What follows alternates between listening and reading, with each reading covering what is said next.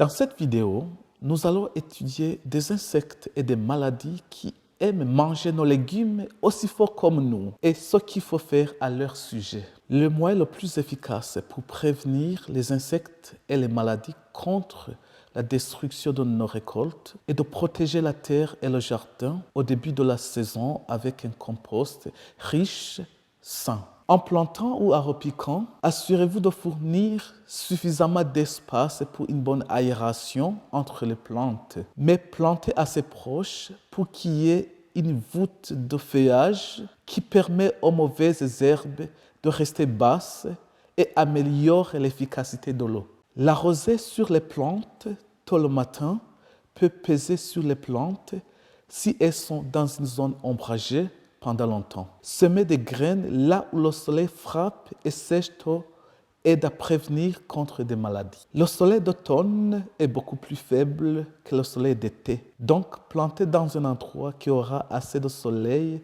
durant la saison. Les maladies et les insectes peuvent rester dans le sol pendant tout l'hiver. Et si vos plantes sont dans le même endroit chaque année, il sera beaucoup plus facile pour les insectes de commencer à manger les cultures au printemps suivant. Donc, déplacez vos cultures dans votre jardin à différents endroits chaque année, de sorte que les insectes deviennent confus. Ne plantez pas tout de la même variété végétale en un seul endroit. Plutôt, essayez une technique appelée intercropping en anglais, en plantant différentes plantes les unes à côté des autres. Ceci sème la confusion chez les insectes et leur empêche d'endommager la totalité du même type de légumes.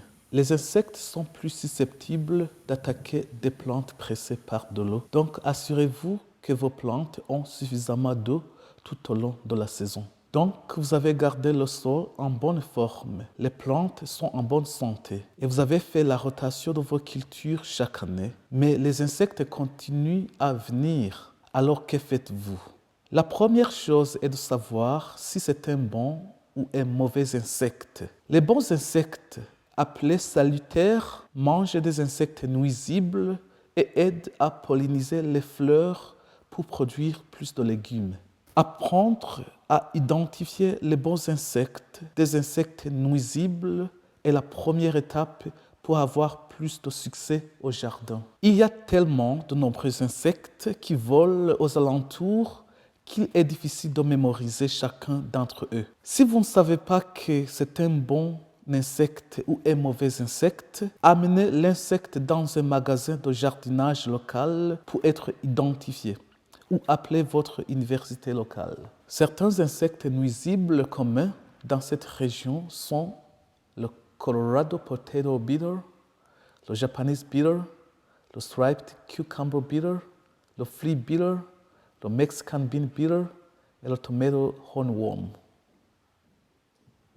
L'utilisation d'un mini-tunnel, un tissu spécial pour le jardin, aide à protéger les plantes courtes ou les plantes lors de la première germination. Soyez juste sûr de vérifier en dessous pour être sûr qu'il n'y a pas d'insectes cachés à l'intérieur. La détection précoce est très importante pour empêcher aux insectes de se multiplier. Portez une attention particulière à vos plantes chaque jour pour rechercher des insectes ou des signes de présence des insectes. Si vous remarquez un mauvais insecte, il y en a probablement plus. Donc, vérifiez au-dessus et en dessous des feuilles. Enlevez-le immédiatement. Tôt le matin est le meilleur moment de la journée pour attraper les insectes quand ils ont encore froid et se déplacent lentement. Remplissez un pot avec de l'eau savonneuse et faites les mauvais insectes dans l'eau. Puis, enlevez-le du jardin et jetez-le.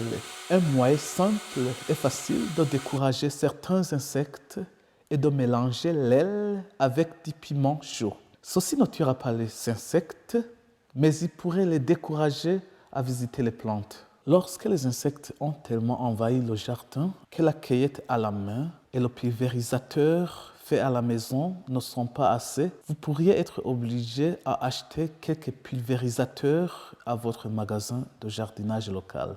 Toujours demander à un expert avant d'acheter des pulvérisateurs organiques. Rappelez-vous, même les pulvérisations organiques peuvent tuer les insectes pollinisateurs et bénéfiques comme les abeilles et les papillons. Il est préférable de pulvériser le soir lorsque les pollinisateurs qui aident vos plantes à croître sont moins susceptibles d'être lésés par la pulvérisation. Les pulvérisateurs existent sous deux formes. Dans une bouteille avec une buse de pulvérisation ou d'une variété plus concentrée qui doit être premièrement diluée avec de l'eau. Suivez les instructions lors de l'utilisation de tous les pulvérisateurs pour vous assurer que vous utilisez correctement. Les maladies sur les plantes sont plus difficiles à traiter une fois qu'elles apparaissent. Une fois que la maladie a frappé la plante, amenez la plante à un magasin de jardinage local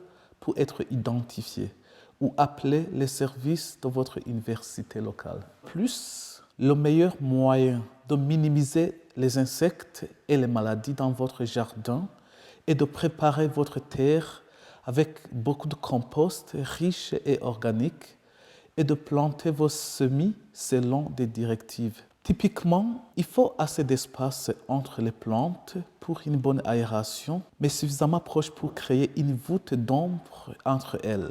Maintenant, commençons le jardinage.